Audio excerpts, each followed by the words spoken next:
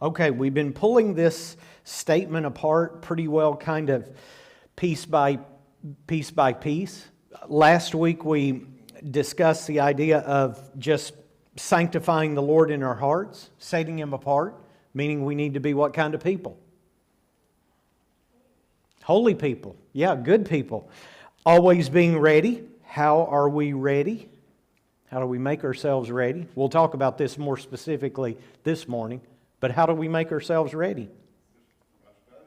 By studying. And we got to talk about several little ideas last time. How are some of the ways that we make ourselves available and ready? Obviously through studying. But now what are some of the other ideas that kind of roll along when you think about Bible study? Well, we've got, of course, we've got the way that we live, which that will be a part of it. We've got the fact of our being here, because in being here, what's going to take place? We're going to what?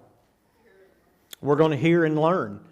If all goes well, I don't think I'm going to change my mind, but next time, so we've got, this is lesson 12, I've got one more lesson in this, then, which means in about 3 weeks, I think we're going to start a series on tough texts. So we'll look at 10 or 12 places in the New Testament where you kind of scratch your head and you wonder, what does that mean? And so I think that's what we're going to study next time. And by doing that, we're preparing ourselves to understand more about the New Testament, specifically the stuff that can be really, really tricky to try to describe to someone else. We can use gospel meetings. Keith, I didn't say it, but no, our meeting, as it says here, is on March the 3rd. We just learned, like Thursday, that Timberland Drive has a conflict.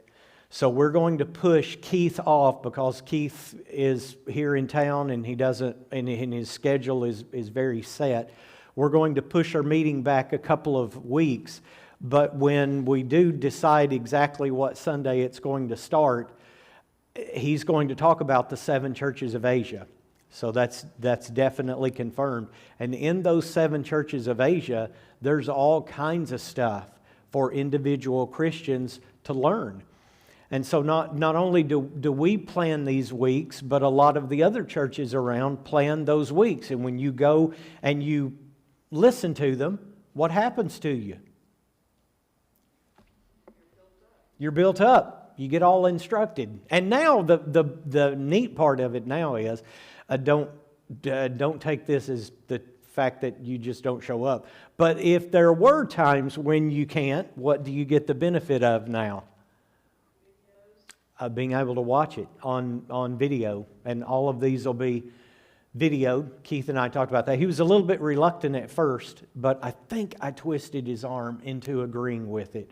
So all that'll be videoed and all of that'll be published, and we'll have the opportunity to do that. So we'll look forward to that, and we've got to decide among ourselves whether the 17th or the 24th will be our start date. We had to miss spring break, and that's the 10th. So we'll be rearranging that very, very quickly and letting everyone know. But you look forward to that because those are the times where we learn how to be ready. That supplements everything that we're trying to do. Okay, our next statement that we talked about was to everyone who asks you. And what can that mean? To everyone who asks you. Because here we brought up a particular point here. To everyone that asks you. We brought up, if you'll remember, this is where we stopped last time. To everyone that asks you, but we need to understand that what? I think all of us welcome the fact that we can help, that we can explain, but we have to accept the fact that not all what? Some people aren't really looking for an answer, they're just wanting to be controversial. Yes. Some people just like to what? Argue. Yeah, some people just like to argue. They just like to fight. or they'll ask about questions. We had read in 2 Timothy chapter 2, verse 15, that it tells us to be ready to do what with the Word? Handle it what? Handle it aright, or handle it correctly. And then he goes on, he had explained it previously, like in the 14th verse, he explains it more in 16 and 17, because people are out there who do what? Who just mistreat it, and they mistreat it intentionally. There are just some questions that aren't worth doing what to? They're just not worth answering. And we have to learn wisdom in that. You know, you have to learn whether or not people want actual true wisdom, or do people just kind of want to fight. There have been times where I've ran across people who just want to fight. You get into, and understand what I mean, you get into quote unquote a fight with them, and lo and behold, guess what happens?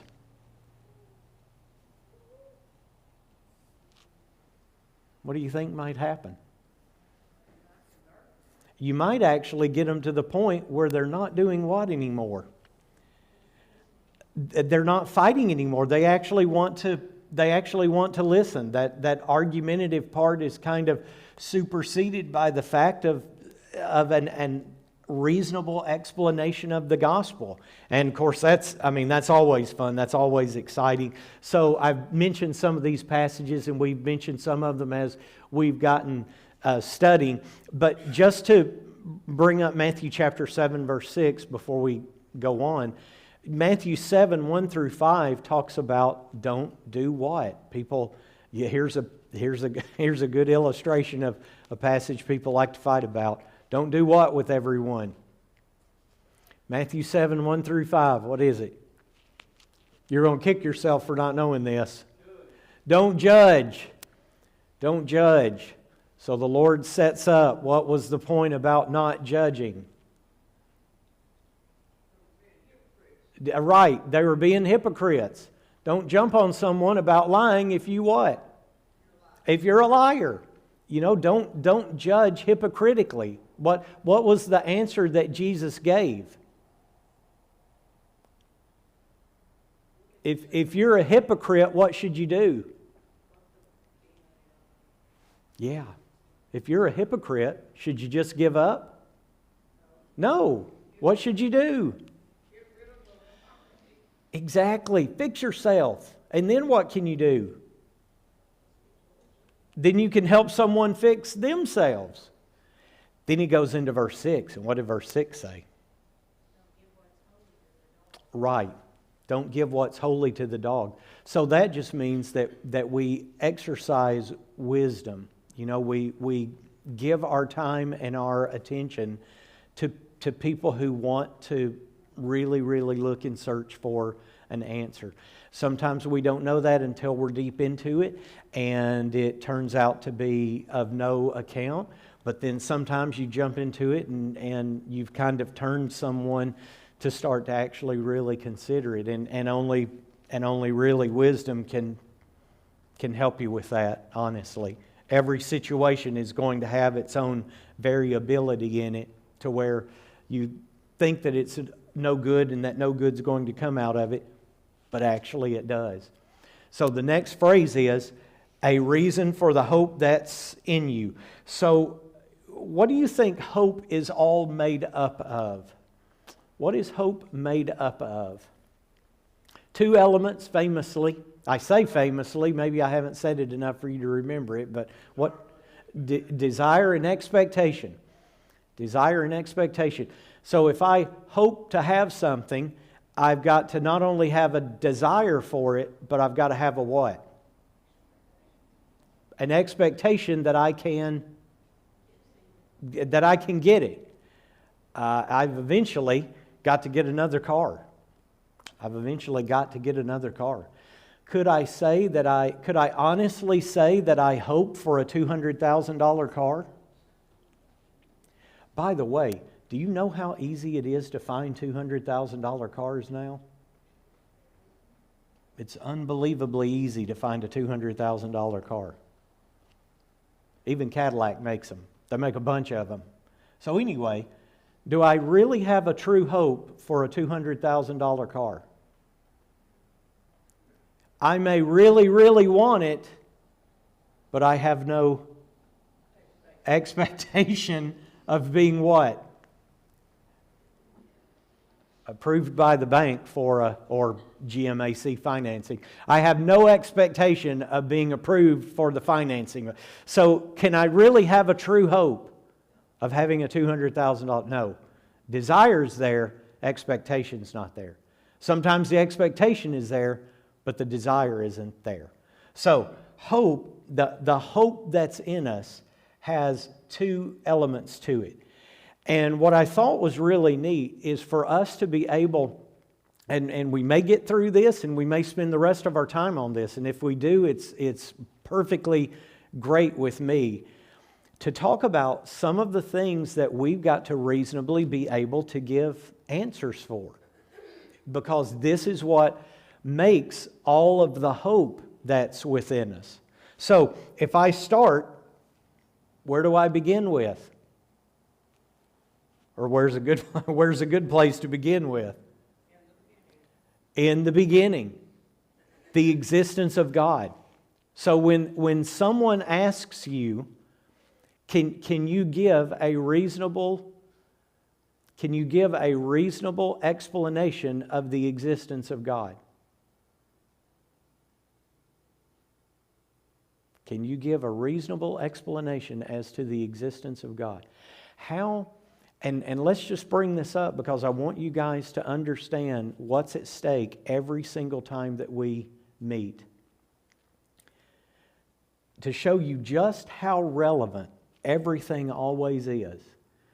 So there was a family who left 15 minutes ago. They sat right in front of Belinda and Dorothy. And I watched them all the way through the service and they listened really well. And then I walked back here, it's closing prayer, they're gone. And I'm like, rats, that happens. Lots of times people will come in late and then they'll leave as the song's being sung and you just never see them again. And I thought, well, okay, that's just another one of those times.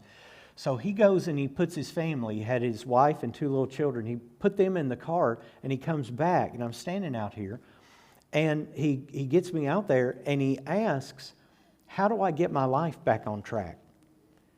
Because I was someone who for a long time didn't even believe in the existence of God. And so I got his name, I just threw the paper down before I walked up here, so I got his name and his number. And we'll get together, and the first thing that we'll talk about is me asking him, how convince me that you believe in God? Because if we can't come to terms on believing in God, then there's not going to be a way to move any further along. So the point is, I'm telling you guys, this stuff is really, really, really relevant. Because you never know when you stand up and there's someone, and if I hadn't have been the one to talk to them, then you would have been maybe the one to talk to them, and they would have asked you, okay, so how do I get my life back on track? And because I'll tell you where I started from, I didn't even believe in God. So can you give a reasonable explanation for why we can believe in God? Because we come into the room and there's a really strong assumption that we all believe in God. Because honestly, if we didn't, you wouldn't what? You wouldn't be here. But humans are really, really funny. Humans are really funny. They'll show up and they'll sit here and they'll appear that everything is fine. But inside of them, they what? Inside of them, they have no what? They've got no belief. They've got no faith. They show up and they talk to you and everything appears perfect, but they've got no faith. And it might seem that a lesson on why we believe in the existence of God is just completely unnecessary, but people will fool you. We need to know, because there are people, I'm sure there are people who are among us, maybe who aren't sitting there as atheists, but our younger kids who aren't really necessarily in this class, but our younger kids, you know what they're doing? They're doubting, they're asking, they're questioning, they're wondering. I mean, can this be real? And what do you need to have? You need to have your knowledge, because you need to be able to defend. I mean, at the base level, you need to be able to defend that there is indeed an existing God. You have to be able to believe. Here's another one about the deity of Jesus Christ, the validity of His resurrection. Okay, so why about the deity of Christ? And how would you show the deity of Christ? Asking you how you would, asking you at a moment's notice how you would prove the existence of God isn't, I know, fair. So what about the deity of Christ? So how could you talk to me about the validity of the deity of Christ? How could you defend that hope that's within you? How could you defend that? And then we'll talk about the resurrection, so kind of be thinking about that. How would you defend the deity of Christ? Okay, so we go into the Scriptures, and what do those Scriptures have for us? So it's got all of these things that Jesus did. Most notably, two things that He did. The miracles that He worked, and then what? Well, what He did. That is, in the miracles that He worked and the teaching that He did. Because this point teaches handles the resurrection differently, I'm going to separate the two of them completely. Showing the deity of Christ boils down a lot to showing the fact that He could work miracles and that He could teach. In other words, it's essentially what Peter opened up in Acts chapter 2. He said that Jesus was attested by what? Signs, wonders, and miracles. He did the stuff that showed what? That He was the Son of God. So what elements could you add to that? Probably your defense of the deity of Christ isn't going to be a long one, because you can hopefully concisely explain that in the Gospels Jesus was doing all of this. And even His enemies said what? Even His enemies said what? No man spake as this man. Even His enemies said, look, these people are working miracles. We need to what? We need to figure out how to get around it. Because you can't what with the miracles? You can't argue with the miracles. We can't deny that something's been done. So what have we got to do? Thinking like an enemy of Jesus. We got to what? We got to discredit. We've got to figure out a way around it. Because we can't what? We can't explain away the miracle. You can take them to those places in the New Testament that even the enemies of Jesus have to admit the fact that what He was doing was real. It actually existed. And so that's lending validity to the fact that He was indeed the Son of God. Of course, I haven't even touched this, but what's a major element of proving Jesus' deity that we haven't even brought up yet? Arguably, the best thing to bring up. So I don't want to leave it before we move on. He fulfilled all these prophecies. How many of them? How many of them? So of all places, I brought this up before in a lesson, but I think it's been a long time ago. Of all places, you can go online and find these miracles cataloged. And believe it or not, guess who does it? Messianic Jews. I went to a Messianic Jewish website, and it had enumerated all of the prophecies about Jesus in the Old Testament. And I forget the exact number. It was, I think, 332 or 336. But it was most definitely well in excess of 300 different prophecies about Jesus Christ. And how many does He fulfill? Well, He fulfills all of them. And if He can do that, and remember Peter makes this point in Acts chapter 2, if He can do that, what is He? He's got to be deity. Got to be the Son of God. So that's some really simple, very fast ways that you can show, you can prove your faith. It's not just something that's imaginary. It's not just something that you're believing in and you're hoping that maybe at the end of my life it'll turn out to be true. Hope is something much more solid than that. And the Bible was written to present stuff as much more solid than that. Okay, what about His resurrection? What about His resurrection?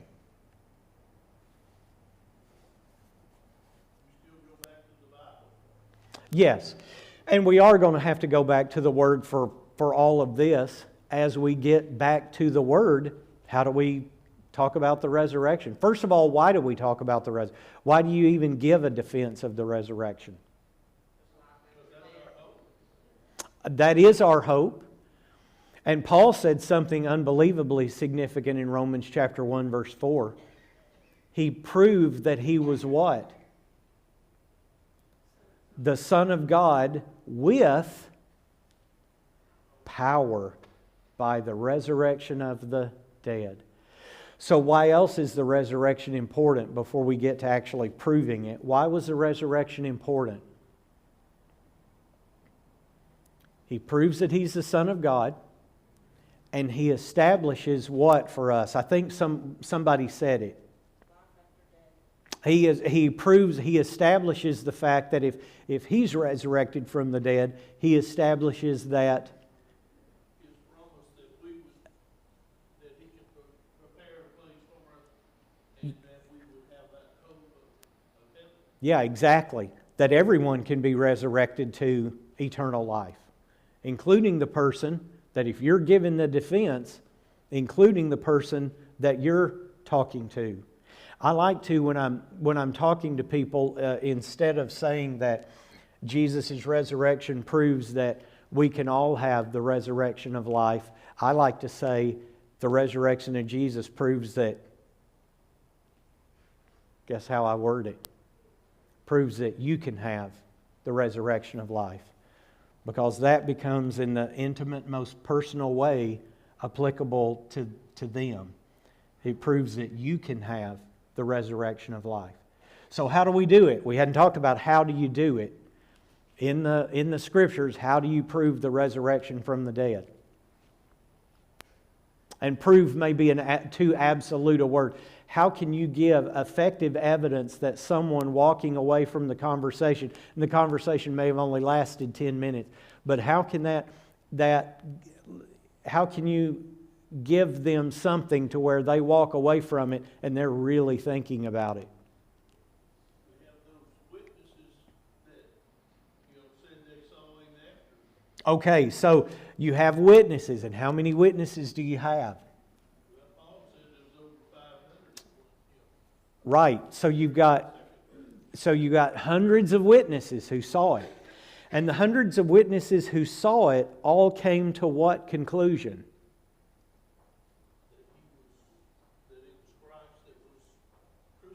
Right, that it was Christ that was crucified. And that He actually was what? It was the physical Jesus that had been resurrected. Yeah, that He was literally alive again.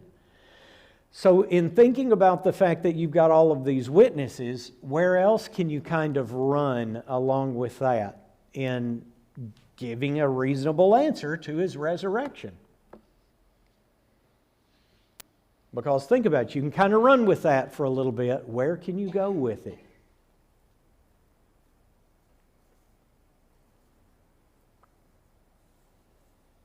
You had all these witnesses. The length of time that He was before He ascended, So he did. Luke tells us how long it was. How long did he have? He had 40 days. So it was a period of time that allowed, of course, hundreds of people to see him. And then you can talk about evidence that's slightly outside of the Bible itself. And what I mean is, there's not evidence out there that says that all of the evidence in the Bible is no good. So all of the evidence that's outside the Bible confirms what's inside of the Bible. So these accounts are written so that when the claim was made, the claim could be backed up. And then we have all of this stuff outside of the Bible that continues to back up the fact that he actually rose from the dead. So pick another important world religion, namely Islam. Islam. Did Muhammad work miracles? No, not that I'm aware of. Correct me if I'm wrong, but not that I'm aware of. The only thing that you could say that approaches anything miraculous was something that happened in his life in Jerusalem, specifically in the region of the Dome of the Rock. Does anyone know what that is? He claimed to, in a vision, go up into heaven and receive revelation from God. And that's what, so there's two. If you didn't know, on the old Temple Mount, we normally think that there's only one mosque. Which one? The Dome of the Rock. There's actually two of them, and they just sit right next to one another.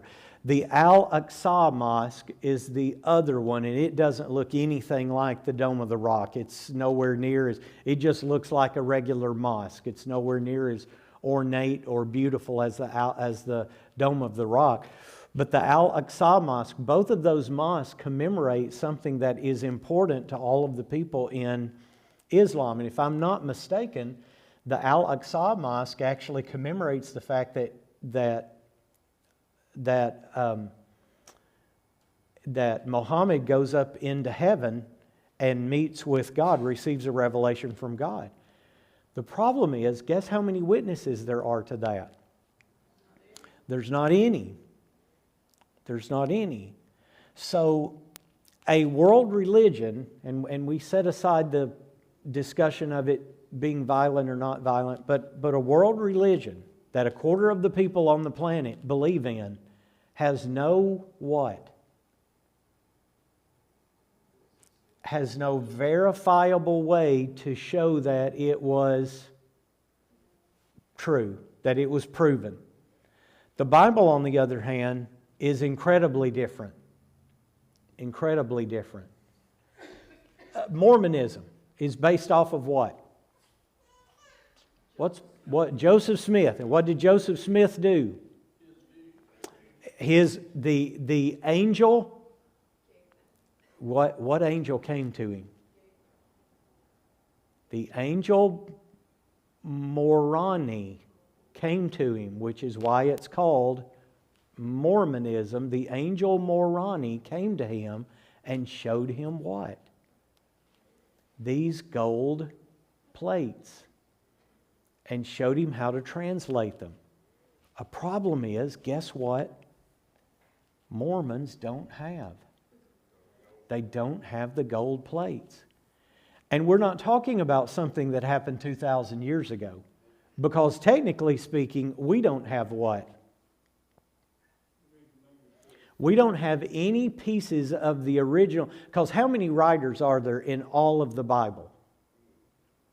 In all of the Bible. We know how many. I brought up plenty of times how many are in the New Testament. How many are in the New Testament?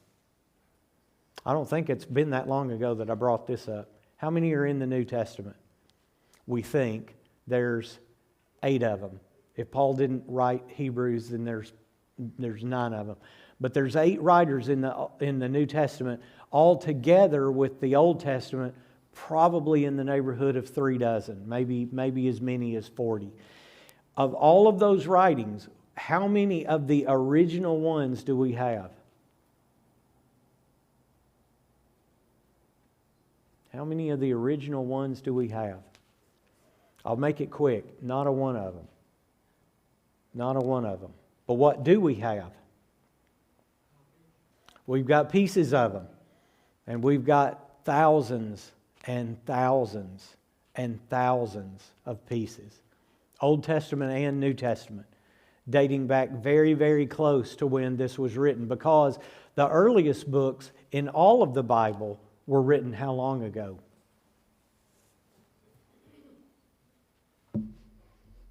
Were written how long ago? And I'll admit this question gets a little bit difficult to answer because you've got a book like Job, and we don't know when Job was produced exactly. But we do know if you start at Genesis, how old is Genesis? How old's the book of Genesis? 3,500 years. And we don't have any pieces of it. I mean, we got pieces of it. We have no originals of it at all, but we've got a lot of pieces of it that show that these go back very, very close. But Mormonism, how old is Mormonism?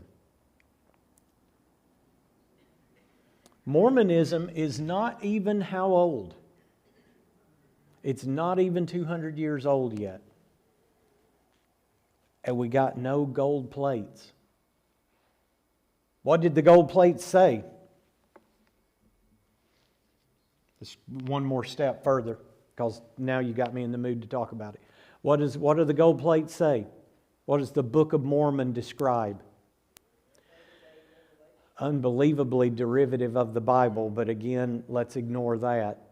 It describes how the Americas were founded. And do you know what it says? It's interesting to delve into it. It says that Indians from Europe came across the Atlantic Ocean on canoes and settled in South America, settled in Central America, and then spread north and south, which is all well and good, except what can't prove any of it? History can't. Archaeology can't prove any of it. And believe me, how much money do you think the Mormon Church has spent in trying to find historical and archaeological evidence that the Book of Mormon tells the truth? Untold. I could probably buy quite a few $200,000 cars with the amount of money they've spent trying to show that it's proven. But it can't be proven. You go into the Bible and you look at the resurrection, and it shows all of these accounts, all of these people, hundreds of witnesses. You've got evidence outside of the Bible that's saying that this actually is indeed true. This happened. No one has refuted it. There's all kinds of explanations as to how they might have missed the fact that the tomb did have Jesus. But all of those have been thoroughly, adequately answered. So in giving people a reason for this belief, you need to know, how do I explain that this actually took place? And as far as the resurrection from the dead is concerned, it's actually pretty easy. Okay, what about the inspiration of the Scriptures, inspiration of the Bible? What could you explain about that? Inspiration of the Bible. A lot of these will lap over one another. So the same evidence that you could give, for example, for the deity of Christ, you could also give for the inspiration of the Scriptures. Unity. Okay, so it's unity. And what does that mean? It's got one book, but really the one book is divided into 66 parts. And each one of those parts holds to a general overall theme. Okay? So it has this unifying presence among 65 books that are spread out of at least 1,500 years of production, maybe more when you consider the book of Job. And all of them form this cohesive whole to them.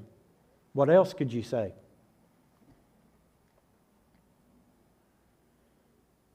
How else could you talk about the inspiration of the Bible? Archaeology is proven time and time again that the things in the Bible are true. So archaeology comes along and it's able to prove. It doesn't prove the Bible as a whole, but what does it prove?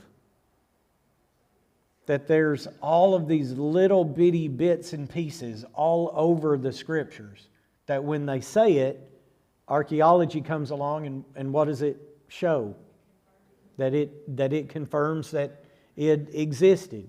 And this can sometimes be very, very minute, guys. You look back in Old Testament history and you've got the city of Hazor, and Hazor is destroyed in the time of Solomon. So Hazor, the most archaeological rich area probably in the world is in the land of Palestine. It's just unbelievable the amount of places that are there to dig that haven't even been virtually touched. But you've got Hazor, and Hazor was destroyed by fire, for example, in the time of Solomon. And archaeologists go over and they can dig down into it. They have tails or mounds, and they can trench those mounds, and they can see the layers of civilization. And as they go back, they can go back to 1050 BC, and they can find that in that level, right around the time of Solomon, they can determine that the city of Hazor was destroyed by fire. So does that absolutely confirm the Bible? No, but it puts the circumstances in alignment with what? With what the Bible says. And when you have that happening hundreds and hundreds and hundreds of times over, you start to get a picture that the Bible actually what? It actually knows what it's talking about. Okay? So that still didn't even touch what we could talk about. How can you talk about the inspiration of the Bible? How could you defend the inspiration of the Bible? What? Okay, how so?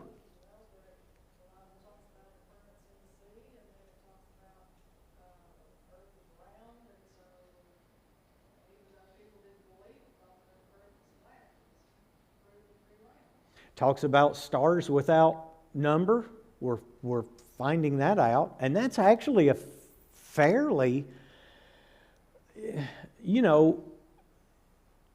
100 years ago, astronomers probably could have had a decent estimate of how many stars that they thought were in the heavens.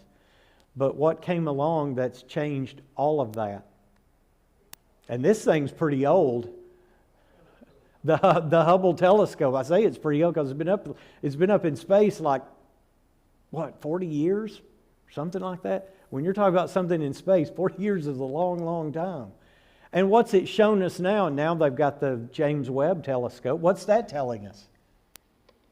Literally, the number of stars goes beyond a billion. I mean, we knew that. Goes beyond a trillion, goes beyond a quadrillion, goes beyond a sextillion. Probably in the, I think the last thing I saw, it was probably in the septillion range. It's just a number, it's so conceivably high, we just can't even, but yet the Bible already tells us that those things were without number. Let's think about prophecy. Again, I want us to talk about this before the class closes. What about prophecy? We're like halfway through the list, by the way. What about prophecy? The fulfillment of them, like Daniel, we talked about Daniel quite a bit, Yeah, and we... Today, the king that was going to bring them back. And we talked about, and so much has been said about the prophecies that relate to Jesus and put Jesus as being the Son of God in the first century. And we didn't even talk about all of the prophecies that are in the Bible that never even what? They don't even pertain to Jesus. They pertain to what's going to happen in the world in the next 100 years from when they were prophesied, or the next 200 years. So it's not like a prophecy that's stretching out beyond the biblical time. It's a prophecy that stretches from Daniel, and you can tell that it's going to be accurate by the time that Malachi comes along. And so those things have been fulfilled time after time after time. You've got Jesus offering up prophecy. That's going to be one of my tough texts, by the way. What did Jesus prophesy about? I almost got to it this morning in the sermon. I stopped just a couple of verses shy of it. Matthew 23, we almost read into Matthew 24. Jesus made His own prophecy about what? The destruction of Jerusalem. And it took 40 years, but everything happened. Jesus gave all of these signs that Jerusalem was going to be destroyed. When you go back into history, and maybe I'll bring all this up, all of those signs are fulfilled. There were all these markers in history in that compacted 40-year period of time that took place that showed that what Jesus was saying, you better pay attention because it's going to happen. So fulfilled prophecy that doesn't even deal with Christ. It shows us that the Bible is inspired by God. It is what it pretends to be.